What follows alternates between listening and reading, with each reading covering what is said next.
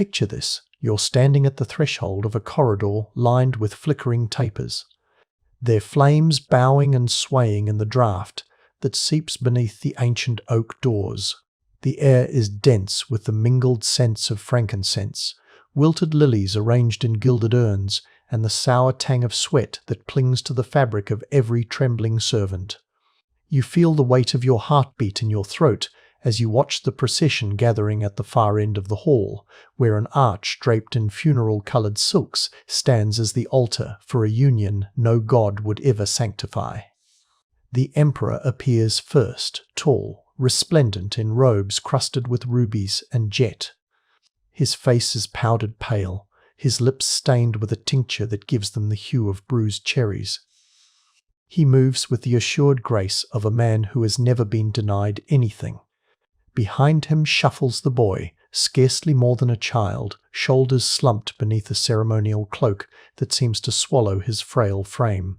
His skin is waxen, luminous, as if fever were the only heat left in his blood. His eyes, two pools of glassy terror, flicker upward to meet yours for the briefest instant before dropping to the marble floor. The guests murmur as they take their places, lining either side of the aisle. Nobles, clerics, and the curious drawn by rumour's sweet poison. They press embroidered kerchiefs to their mouths, whispering prayers or curses depending on the nature of their own ambitions. You hear it all, the scrape of a jewelled slipper against the flagstones, the dry sob of a matron clutching her rosary, the wet inhalation of a drunk lord whose face glows with perverse anticipation. A hush falls as the bishop steps forward. His vestments are immaculate, but you see how his hands tremble as he raises them in benediction. His voice breaks when he speaks the opening words of the right words meant to celebrate love, not the consolidation of power through incestuous spectacle. His lips keep moving, but his eyes are fixed on the boy's bowed head, as if willing some invisible hand to snatch the child away and spare them all the stain of witnessing this sacrilege. The emperor does not flinch. He places one pale hand upon his nephew's shoulder. The boy stiffens under the touch but does not recoil. You see the subtle tightening of the emperor's fingers, a silent reminder that there will be no refusal tonight. The bishop's voice quavers as he asks for the vows.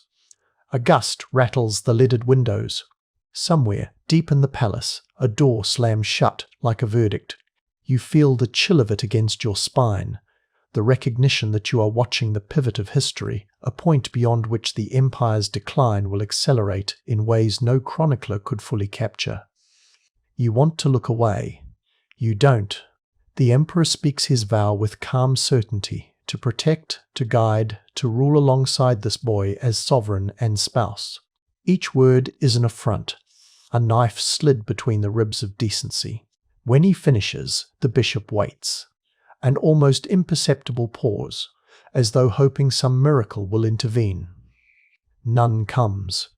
He turns to the nephew, voice softer now, as if addressing a dying thing. The boy's reply is no more than a whisper.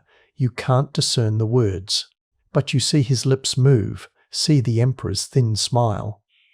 That is enough. Applause breaks out, ragged, uncertain. The forced celebration of those who value survival over conscience. You hear it echo through the hall, the clap of gloved hands, the brittle laughter of women who will not meet each other's eyes. A procession follows. 2 attendants step forward, bearing a circlet of intertwined gold serpents, the wedding crown. As it is lowered onto the boy's head, you glimpse tears tracking slowly over his cheeks, disappearing into the hollow of his collarbone. The emperor leans close, lips brushing the boy's ear, murmuring something only he can hear. You imagine the words, a promise, a threat, a benediction twisted into blasphemy. The guests are invited to approach and offer tokens of fealty. You watch as one by one, men and women lay wreaths and scrolls before the emperor's feet, each an offering to secure their place in this new order. Some avert their gaze from the boy altogether. Others stare too long, compelled by the horror of his plight. In that moment, you understand how voyeurism and fear can be twin appetites, how disgust can entwine with fascination until you can no longer tell them apart. The ceremony concludes not with the peal of wedding bells, but the solemn tolling of a funeral chime, a reminder perhaps that innocence has been buried here tonight. As the newly joined pair turn to depart, the boy's steps falter. The Emperor tightens his grip, and together they vanish down the passage toward the hidden chambers that will become their conjugal prison. Around you, voices rise again. Relieved laughter, brittle chatter, the collective exhalation of a court that has survived another day in proximity to a man who will stop at nothing to possess what he believes is owed to him. You stand frozen in the doorway, every sense drenched in the memory of what you have seen. The scent of rotting lilies clings to your hair. The hush of that vow echoes in your mind, an incantation that you will never unhear. As the vows were whispered, you understood no God was listening. Long before the night you stood in that hall, before the candles and the vows and the silent horror, there was a boy born to a dwindling dynasty, a child whose very existence would one day be pressed into service to uphold a crumbling throne. You see him now in memory, an infant swaddled in linen the colour of bone, presented to a court already weary from decades of intrigue and plague. The midwives whispered that the infant's skin was translucent, as though the bloodlines had thinned to the point of fragility. But fragility was no obstacle to power, merely an ornament that could be paraded when strength was lacking. The empire into which he was born was already devouring itself. To the north, the frontier legions were unravelling, their loyalties splintered by starvation and bribes. To the south, famine had hollowed villages until fields lay abandoned, the only harvest a scatter of bleached bones. In the capital, the aristocracy clung to privilege like shipwrecked sailors clinging to driftwood, while the common folk muttered that the emperor's line was cursed by God. You can almost hear those mutterings in the corridors, the hiss of servants repeating rumours behind cupped hands, the cautious glances over shoulders. And presiding over all of it was the emperor, a man born in a palace, but forged in a crucible of humiliation. The chronicles say that as a boy he was overlooked in favour of stronger, more charismatic brothers. His early letters, some preserved in the Vatican archives, describe a child desperate for recognition, scribbling promises of devotion to any patron who would notice him.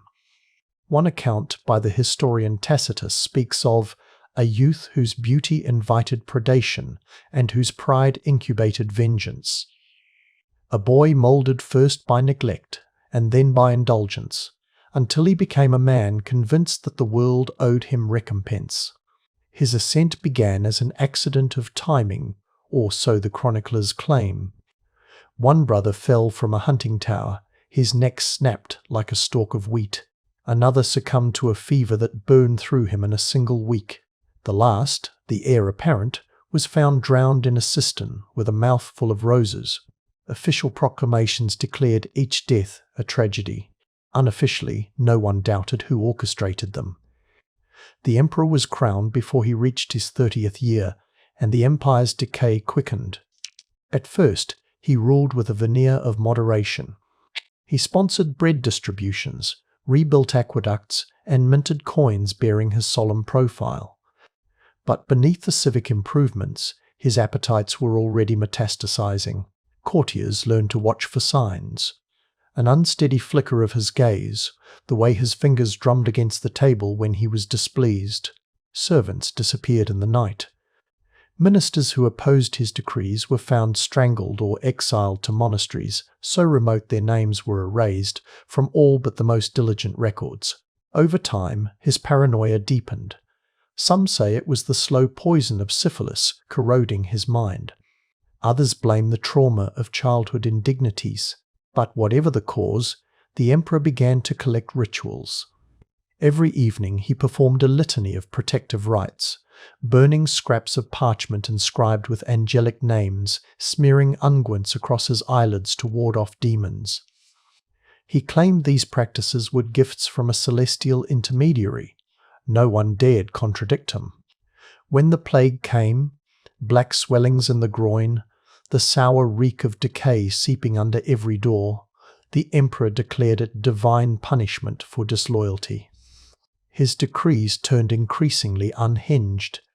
Executions by fire for suspected conspirators, the public mutilation of tax collectors accused of embezzlement. He did not spare the highborn. Nobles who had once toasted his reign were forced to kneel in the blood-slicked square and confess imaginary treasons. Again and again, he demonstrated that power was not merely a shield, but a cudgel. And always, the boy remained, a delicate figure on the fringes of court life. The emperor never spoke of his nephew publicly, never acknowledged him as anything but another potential claimant. But behind closed doors, letters reveal an obsession blooming in secret. One scroll, preserved in the archives of St. Agnes, records the emperor's own words. He is the pure vessel, the unspoiled lineage. To join him to me is to perfect the blood and extinguish all doubt. No cleric would sanction such a union, no law allowed it. But the emperor had ceased to regard the law as anything more than a suggestion. He convened a conclave of loyal priests, threatened them with ruin and death, and extracted a writ declaring the marriage holy. Those who resisted vanished into the catacombs, never to be seen again. You imagine the boy in those final months before the ceremony, watching as the empire around him contorted to accommodate a nightmare. His tutors dismissed, his companions exiled, his steps dogged by guards whose loyalty was purchased with terror. In the records, there is a single glimpse of his state of mind, a notation in a palace ledger describing him as withdrawn, pallid, prone to fainting. One scribe scrawled a note beside it in the margin, "May God have mercy on this innocent." This was the dynasty as you found it, a tangle of superstition, fear, and insatiable hunger for power. An empire that once aspired to enlightenment had become a theatre for one man's delusions. No family bond, no sacrament, no taboo was beyond defilement if it served his purpose. And so the day came when the proclamations were posted on every gate, declaring that the emperor would marry his own nephew. The scribes wrote it in ornate script, as if beauty could disguise the obscenity. In the marketplaces, citizens read the words aloud with disbelief curdling in their throats. But disbelief did nothing to stop the machinery of the court. This union was not merely a scandal, it was the first sacrament in an unholy liturgy of cruelty. You stand again in that vaulted hall, though tonight it has been transformed into something more obscene than any battlefield. The arches are swathed in purple silk, the colour of imperial triumph, but also the bruises that flower across tender skin. You smell it all burning tallow from hundreds of candles, the sticky sweetness of spiced wine sloshing in goblets, the sharper tang of fear clinging to every guest who dares to witness what is about to unfold. The emperor sits on a dais, his expression composed, almost serene, as though this were no different from any other rite of state. At his right hand the boy kneels. His ceremonial robes are too large, pooling around his narrow shoulders in folds that look like funeral drapery. A silver circlet weighs on his brow, the serpent's heads meeting above the hollow of his forehead. You catch the dull glimmer of tears sliding down the smooth plane of his cheek. A herald calls the assembly to silence. The words echo from pillar to pillar, amplified by the hush of an audience too terrified to interrupt. At the foot of the dais, the bishop clutches his breviary to his chest. His lips move in silent supplication, either for strength to proceed or forgiveness for what he is about to consecrate. You feel the air tighten, as though the walls themselves have drawn breath and held it in dread. The emperor rises. His voice is soft but carries through the chamber like a blade drawn across glass. He speaks of duty. He speaks of destiny. He proclaims that the union to come will secure the Empire's future, sanctify its past, and redeem all the sins laid upon his house.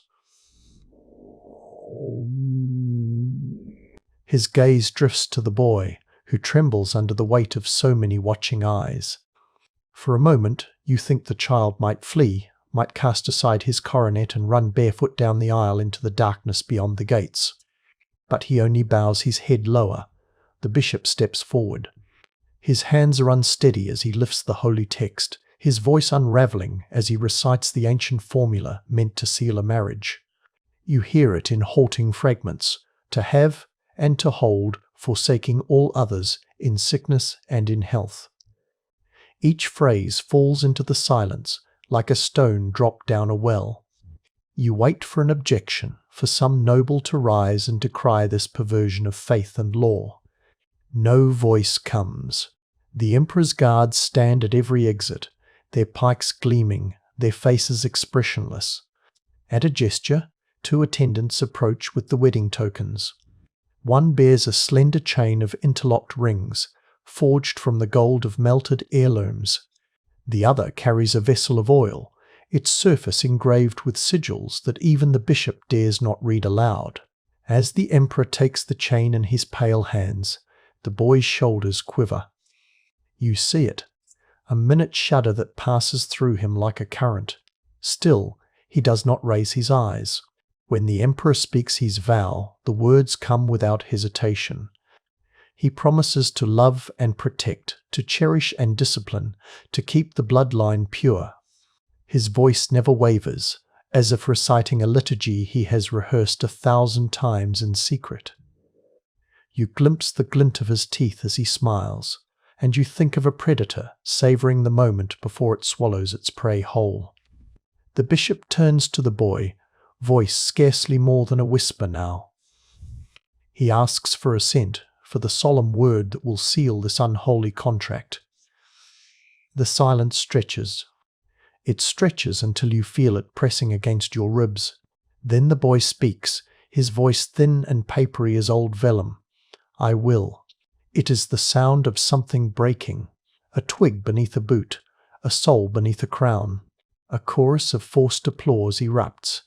Some guests clap mechanically, their faces stiff masks of compliance. Others avert their eyes, hands folded over their hearts as if to shield them from the sight.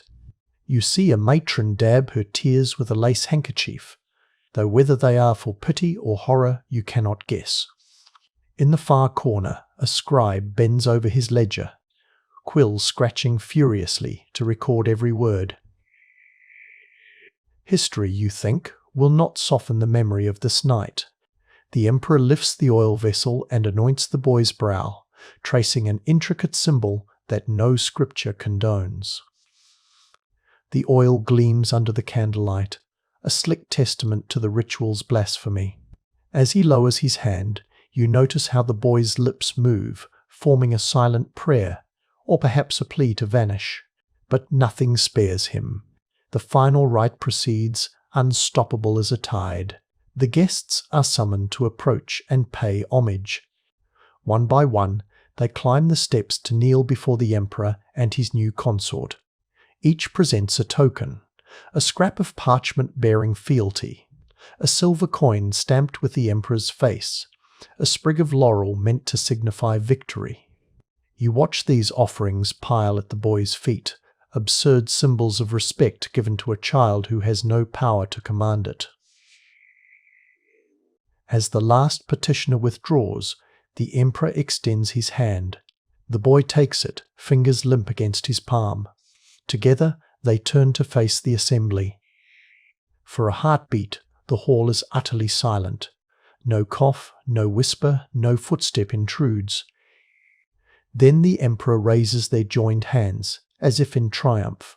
You hear the final declaration proclaimed in a voice stripped of all feeling, "Let none divide what has been joined under heaven." But you know, every soul in that hall knows, that nothing divine has sanctioned this union. It is the artifact of one man's will, the culmination of his hunger to possess and defile. The procession departs. The emperor strides ahead, the boys stumbling behind like a marionette whose strings have been cut and tied again. The guests bow as they pass, some so low their foreheads brush the floor. You remain upright, unable to bend. Your gaze locks with the boys for one last instant.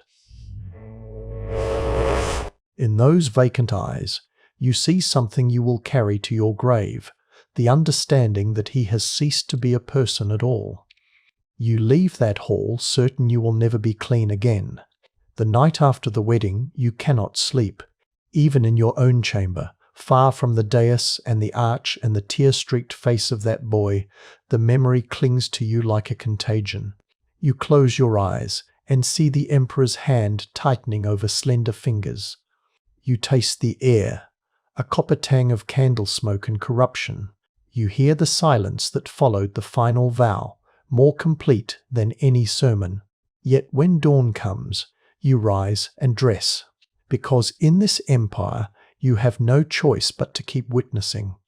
In the weeks that follow, proclamations are nailed to every gate and fountain. They declare the union not merely valid, but divinely inspired, a bond preordained to heal the realm's sickness. The decree names it the right of consanguine succession. The words are etched in florid script on parchment dusted with gold leaf, as though gilding can disguise perversion. In the marketplaces, the announcements are read aloud by criers whose voices shake. Children repeat the phrases in confusion, their mothers hushing them with rough hands. Official portraits are commissioned almost immediately. You see them hung in the colonnades and council chambers, the emperor seated on a throne carved with angelic faces, the boy beside him in a posture of studied devotion. His cheek rests against the emperor's shoulder, his downcast eyes painted in soft, mournful hues. The artist's brush smooths away the gauntness, the bruises. In pigment and varnish, he becomes an icon of dutiful submission, a lie that will outlast every witness. A new coin is minted. You hold one in your palm, feeling the ridged edge bite into your skin. On one side, the emperor's profile, stern and serene. On the other, the boy's face, so slight it seems an afterthought. The inscription rings with triumph, Pax Eterna, eternal peace. You feel the absurdity of it catch in your throat. There is no peace, only the hush that follows conquest. Soon after, the emperor decrees the foundation of the cult of divine consanguinity. He declares that their union is the apex of dynastic purity, a sacrament so holy it must be emulated by all loyal subjects. From every province, envoys arrive bearing tributes, grain, silver, tapestries woven with the emperor's likeness. You watch them queue in the palace courtyard, each one straining to look pious rather than terrified. The boy becomes the unwilling centerpiece of this new faith. You glimpse him in processions, draped in cloth of gold, the wedding circlet pressed to his brow. Sometimes he meets your gaze as he passes, and in that look, you see only vacancy. A boy-shaped husk moving where he is ordered. But in private, the emperor's appetites deepen. Each night, the guards seal the imperial apartments. No witnesses are permitted within. Still, rumors trickle out, some whispered by laundresses carrying stained linens, others scrawled in secret letters that vanish as quickly as they appear. They speak of rituals performed by candlelight, the boy stripped to the waist, anointed with unguents distilled from ancient texts, compelled to recite litanies in a language no one can identify. You hear that the emperor forces him to don a bride's veil at supper, so that every guest must toast their most chaste union. At one banquet, it is said, the boy collapsed after drinking from a jeweled chalice. He was carried away like a doll, limp in the emperor's arms. The next morning he appeared again in public, expression carefully blank, a livid bruise purpling one temple. One afternoon you witness a new decree posted in the Senate hall. It commands that the nephew be granted equal authority in all imperial edicts. The boy's seal is to appear beside the emperor's on every document. But when the scribes bring the parchments, he stares at them without comprehension. A secretary must guide his hand to trace the wax. In that gesture, his fingers led like a child's. You see the naked truth, power wielded like a weapon to obliterate another soul. Isolation tightens around them both. Courtiers, who once jostled for favour, now find excuses to remain at their country estates.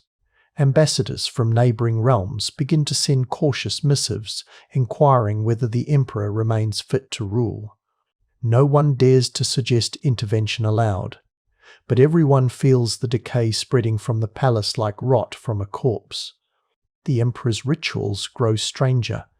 At night, you glimpse torchlight bobbing beyond the chapel windows. Witnesses say he drapes the boy in a bridal train sewn from the hair of executed traitors, that he offers up incantations promising immortality if only this purest bond remains unbroken. Servants swear they hear chanting in voices that sound nothing like human speech. Again and again, the rituals repeat, escalating in secrecy and intensity. One evening, you are summoned to attend a private audience. The emperor wishes to display his unity with the boy. You enter a chamber so perfumed it makes your eyes water. The boy sits upon a low stool, eyes unfocused, as the emperor braids a circlet of white roses into his hair. A musician plays a dirge in the corner, the notes dragging across your nerves like a dull blade. When the emperor looks up, his gaze finds yours, and for the first time you feel the depth of his conviction. He believes this is holiness. He believes no law, no God, no moral precept supersedes his will. In that moment you understand that what began as lust or ambition has metastasized into a faith so absolute it brooks no opposition. Weeks pass. Each public appearance grows more theatrical. One day, the emperor stages a festival in the palace gardens. Hundreds of guests are summoned to witness the celebration of the Immaculate Union. The boy is led onto a platform draped in lilies. A hush falls as the emperor approaches, carrying a ceremonial staff carved with symbols that no one recognizes. He raises it above the boy's bowed head and intones a prayer in a guttural dialect. When he finishes, he declares the boy the empire's co-sovereign and bride of the everlasting dynasty. The guests applaud with mechanical fervour. You feel your stomach twist. In their faces you see relief. It is safer to cheer than to question. The boy does not react.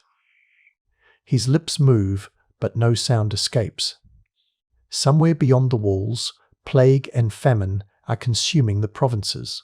Rebellions spark and gutter out. But here, in this perfumed prison, all that matters is the emperor's delusion. Rumours begin to circulate that he no longer sleeps, that he spends the hours before dawn reciting prayers over the boy's prone body. Some say he believes that in these rituals he has glimpsed eternity, a promise that if he persists, death will never claim him. One night you pass the chamber door and hear a voice chanting. The words are low, rhythmic, hypnotic. You pause, breath held, straining to discern the language. Then you hear the boy's voice join in, faint, hesitant, like a child repeating lessons he does not understand. The two voices merge into a single droning litany. In that moment, you realize the empire is lost. The provinces may still bear its name. The Senate may still convene. But here, at the heart of power, all has been consumed by the emperor's hunger. And yet, beneath the horror, you feel something else. Pity. Pity for the boy who has become a vessel for madness. Pity for the courtiers who cannot escape. Even, perhaps, pity for the emperor who has traded his humanity for the promise of eternal dominion. The tension peaks as whispers spread that the final ritual approaches. a sacrifice that will consummate the union and secure the emperor's immortality. You remember the night by the quality of the silence. It was not the hush of reverence or anticipation, but the smothering quiet that descends before an execution. The corridors were deserted. Even the guards seemed to have vanished, as though the palace itself had decided to avert its gaze. You walk slowly, each step measured, unwilling to arrive too soon at the door you know is waiting. The candelabras flicker in their sconces, casting shadows that stretch and contort along the walls, shadows that seem almost alive. You feel your breath catch in your throat when you reach the threshold of the emperor's private chamber. The doors stand ajar, as if inviting you to witness what no soul should ever see. Inside, the air is thick oppressive with incense, the cloying perfume of lilies, the sour undercurrent of something darker. The emperor kneels by the bed, his robes pulled around him like a funeral shroud. His head is bowed, and his hands are red, glistening in the candlelight. You see them tremble as he lifts them to his lips, smearing a wet crimson line across his mouth. On the bed lies the boy. His skin is as pale as carved alabaster, made more terrible by the stark contrast of the wounds that crisscross his torso. You count them without meaning to. 6 precise incisions, each oozing slowly into the linen.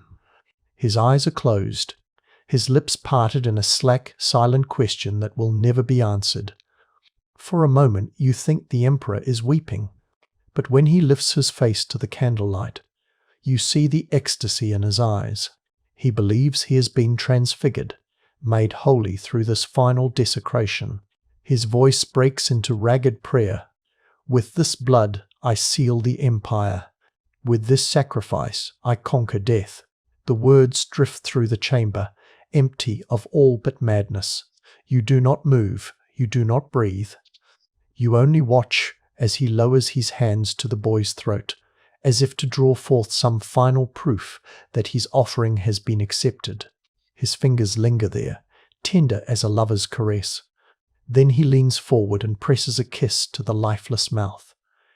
The hush grows deeper. No wind stirs the curtains.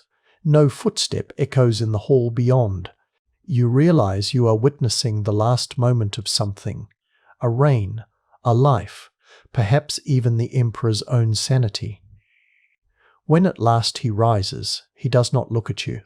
His gaze is fixed on the body, a rapt adoration shining from eyes that no longer see the world as it is. He turns, moving with a solemn slowness, and disappears into the adjoining chapel. The door swings shut behind him with a hollow finality. In the days that follow, no proclamations are issued. No funeral is announced. The boy's body vanishes, as if it had never been. Whispers take root in the void that the emperor sealed the chamber and spent his remaining nights in vigil over the corpse. That he refused food, believing that the sacrifice alone would sustain him. That on the final morning he was found slumped against the altar, his lips still stained red. Some say he died of poison, administered by a terrified attendant. Others insist he simply surrendered to the corruption that had consumed every part of him. No record agrees. No chronicler dares claim certainty. The empire he left behind endures in name only, fractured by the memory of what it witnessed. And you who stood in those halls, who saw each unspeakable moment unfold, are left with the burden of remembrance. In dreams, you return to that chamber again and again. You see the boy's vacant stare, the emperor's rapture, the silent complicity of all who allowed it to happen. Perhaps you wish you could forget. Perhaps you wish you could believe that history will soften these truths with time, that the empire's chroniclers will sand away the jagged edges. But you know better. Some horrors cannot be diluted or forgiven. Power always corrupts. But sometimes it devours the innocent first.